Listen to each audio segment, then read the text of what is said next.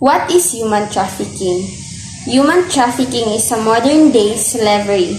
It is the exploitation of a person through force, fraud, or coercion. Human trafficking is the illegal exploitation of a person. Human trafficking is about exploitation, not transportation. So, human trafficking is a highly profitable crime and a violation of human rights. It occurs in every part of the world, including here in the Philippines.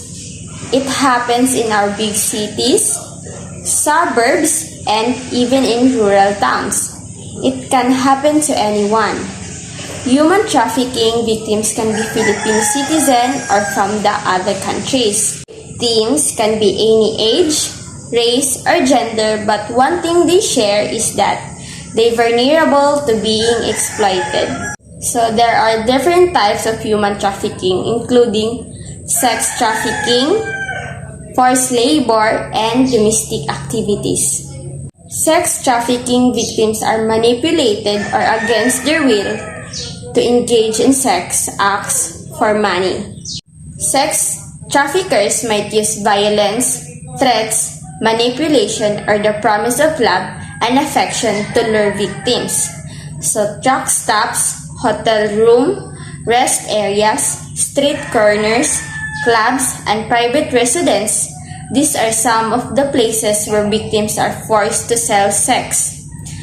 Any person under age of 18 involved in a commercial sex act is considered a victim of human trafficking. No exceptions. Forced labor takes in many forms. It happens here in the Philippines and overseas. Through force, fraud, or coercion, victims are made to work for little or no pay.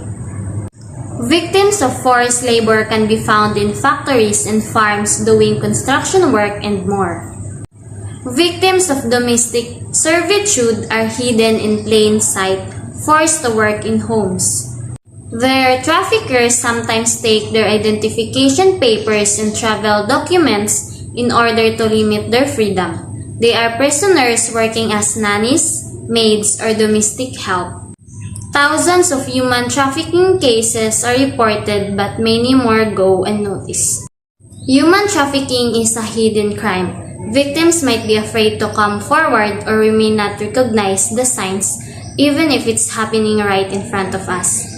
Government, private sector, and society group have worked together to combat human trafficking.